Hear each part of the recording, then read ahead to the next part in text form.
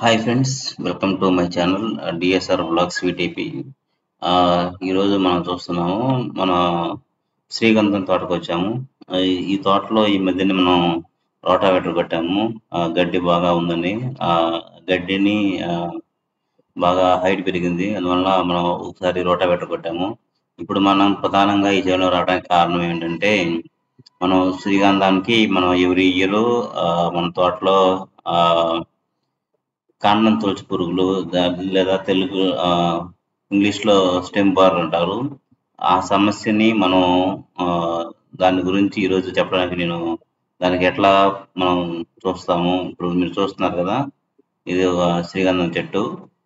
ఇంకనా మనం ఇప్పుడు 6 సంవత్సరాలు అవుతుంది మనం ఈ శ్రీగంధం తోటేసి. ఆ, అప్పటి నుంచి కొన్ని హైట్ వచ్చాయి, కొన్ని పెరిగాయి, కొన్ని అదే సైజులో ఉన్నాయి. శ్రీగంధము ప్లస్ మహాగని రెండు కలిపేసి ఉన్నాయి. అక్కడక్కడ మీరు జామ మొక్కలు కూడా చూడొచ్చు, ఇంతకుముందు వీడియోలు వేసినట్టు. ఓకేనా. అదేవిధంగా ఇప్పుడు ప్రధానమైన సమస్య ఏంటంటే స్టెమ్ బార్ గురించి తెలుసుకుందాము. ఈ స్టెమ్ బార్ అంటే ఏం లేదండి, మనం శ్రీగంధం తోటలో జనరల్గా ఎవ్రీ ఇయర్ మనకి ఇది కొన్ని సంవత్సరాల నుంచి మనం ఫస్ట్ 6 years నుంచి మనం ఫేస్ చేస్తున్నాము. ఫస్ట్ 1 year కాకుండా ఏమంటే ఇది కాండంని లోపల నుంచి పురుగు ఒకటి తులుస్తూ ఉంటది. ఓకేనా. ఆ ఆ తొలిచే పురుగు దానిని ఆ కాండాన్ని మొత్తాన్ని లోపలంతా డొల్ల చేస్తుంది.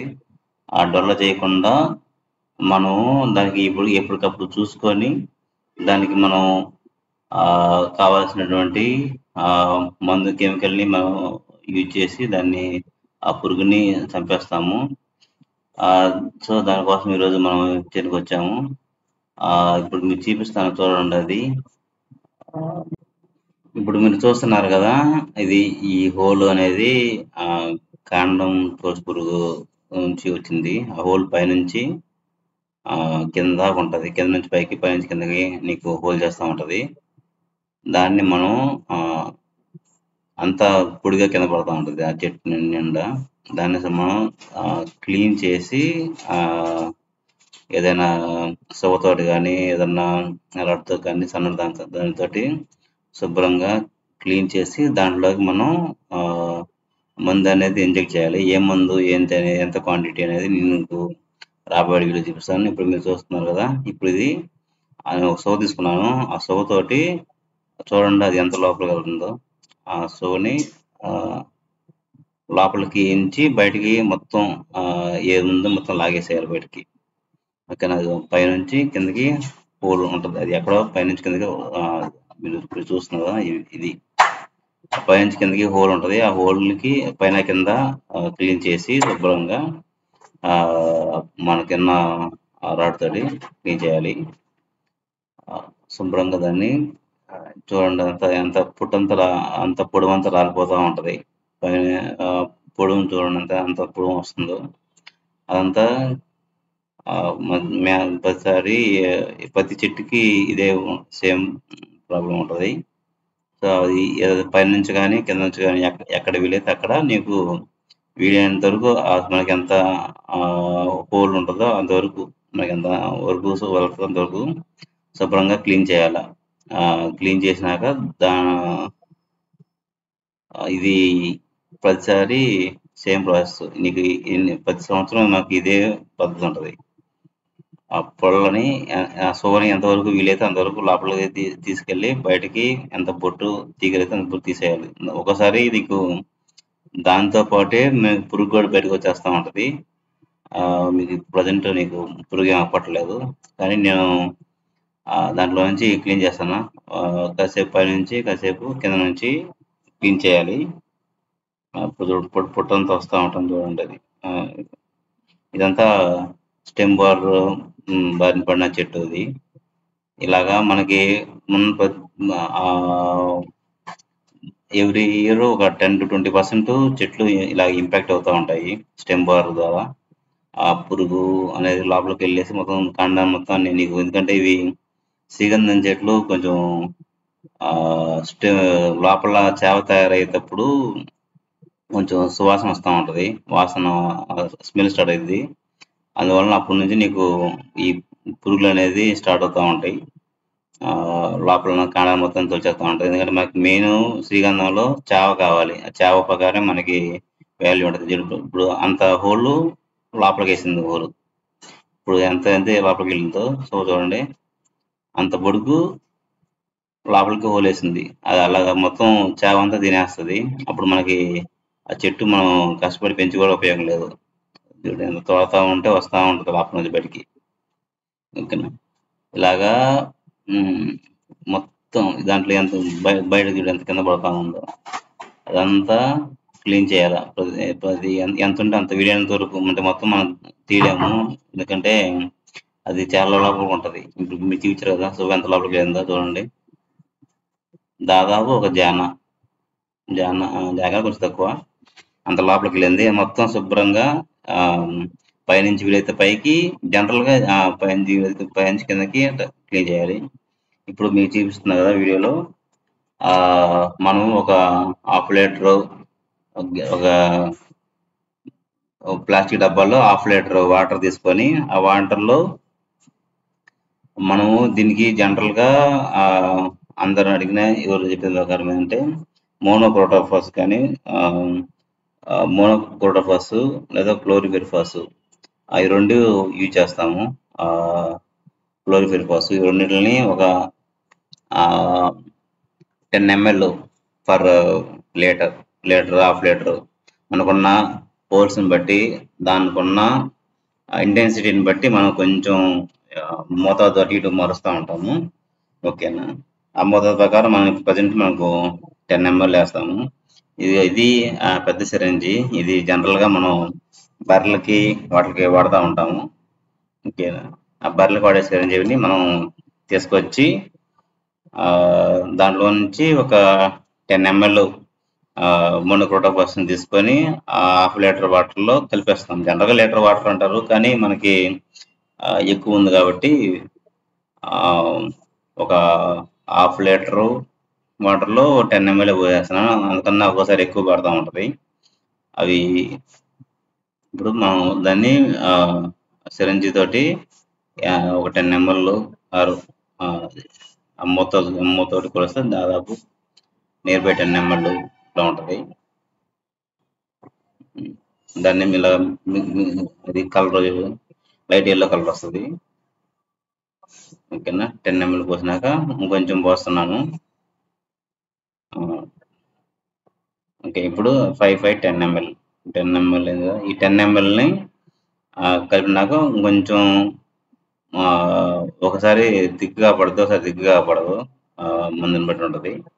అలా కలిపేసినాక అది నీకు మరీ టూ మచ్ స్మెల్, కొంచెం నార్మల్ స్మెల్ అనిపిస్తూ ఉంటుంది మనకి పీల్చినప్పుడు.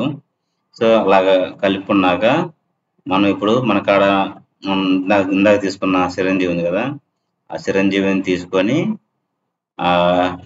మనకాడ ఆల్రెడీ మనం ఇనుప రాడ్ యూజ్ చేసాం కదా ఇంతకుముందు, అది క్లీన్ చేయడానికి, దాంతో కలుపుకుంటామంట. ఇప్పుడు ఈ సిరంజీని, ఇది జనరల్గా మనం బర్రెలకు వాడుతూ ఉంటారు ఈ సిరంజీని. ఇది మెడికల్ షాప్లోకి వెళ్ళిన 50 ml 20 ml అలా సిరంజీలు ఉంటాయి. అవి తీసుకొని ఆ సిరంజీల నుంచి నీకు ఆ సిరంజీ నిండుగా మనం వాటర్ తీసుకుంటాము. దాని నిండా వాటర్ తీసుకొని ఆ వాటర్ని మనం దానికి ఇంజెక్ట్ చేయాలి.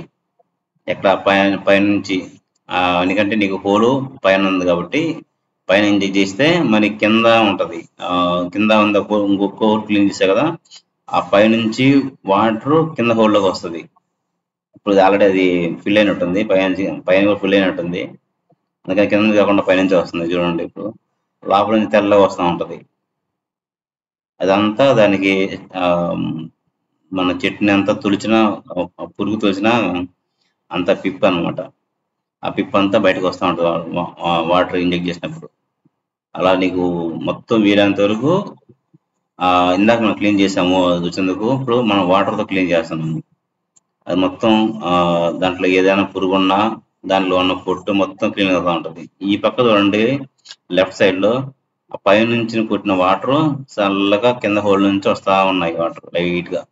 చూడండి, ఈ పక్క ఏమో రైట్ సైడ్ ఏమో పైనుంచి ఎక్సైడ్ వాటర్ విత్ ఆ పిప్పి అది అంతా క్లీన్ అయ్యి బయటకు వస్తూ ఉంది. అలాగే కింద నుంచి కూడా హోల్లో నుంచి పై హోల్ నుంచి కింద హోల్ ఉంది కాబట్టి ఆ హోల్లో నుంచి కూడా కొంచెం కొంచెం వస్తూ ఉన్నాయి లైట్గా వాటర్. ఎందుకంటే ఇది అంతా నీకు పైనుంచి కిందాక ఎంత దాదాపు ఒక 1 ఫీటా 1 ఫీట్ 1.5 ఫీట్ హోల్ వేసింది పైనుంచి కిందకి.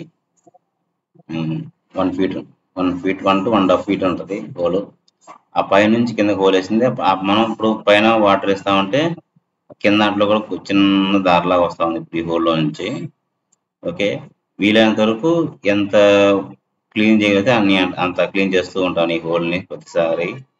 ఇలా క్లీన్ చేసినాక శుభ్రంగా వీలైనంత వరకు ఫస్ట్ మనం ఆ సూత్తో లాగేస్తాము ఉన్నంత వరకు, లేదా మిగతాది వాటర్ స్ప్రే చేయడం వల్ల ఫోర్స్గా వాటర్ స్ప్రే చేయడం వల్ల నీకు అలా మొత్తం క్లీన్ చేస్తాము.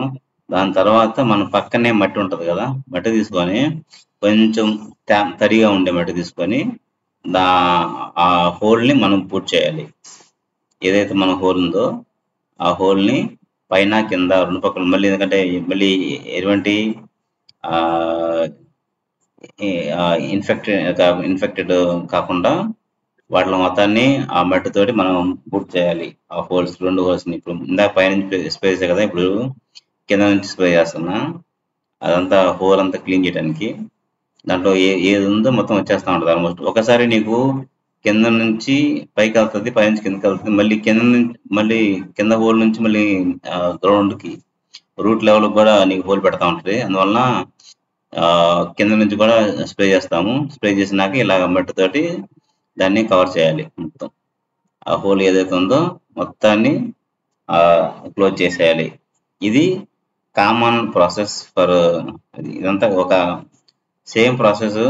ప్రతి చెట్టుకి ఇదే ప్రాసెస్ ఇచ్చి ఉంటుంది. మనకి ఎవ్రీ ఇయర్ 20% చెట్లు ఇంపాక్ట్ అవుతూనే ఉంటాయి. ఇప్పుడు చూడండి, ఇది కూడా ఒక హోల్ పైన పెట్టది, అంతా పెద్ద పెద్ద హోల్స్ పెడుతున్నాయి. ఎందుకంటే మనం చూడటం కొంచెం లేట్ అయింది, అందువల్ల పెద్ద పెద్ద హోల్స్ పెట్టాయి. ఇప్పుడు చూడండి, ఇప్పుడు కొంచెం ఈ వీడియో కొంచెం ఫాస్ట్ ఫార్వర్డ్లో ఉంటుంది, ఎందుకంటే ఆల్రెడీ ఒకసారి చూపించిన ప్రాసెసే. సేమ్ ప్రాసెస్ మనం రిపీట్ చేస్తున్నాము వేరే చెట్టుకు కూడా. అంతా ఇదే, నీకు ఆ హోల్ని క్లీన్ చేయటం, పైన కింద ఎక్కడ ఉంటే అక్కడ క్లీన్ చేయటం, పైన నుంచి కిందకి, కింద నుంచి పైకి ఎంత వీలైనంత వరకు మనకి ఆ సోతోని క్లీన్ చేయాలి. ఫుడ్ అంతా క్లీన్ చేసి చూడు ఎంత పెద్ద హోల్ పడిందో.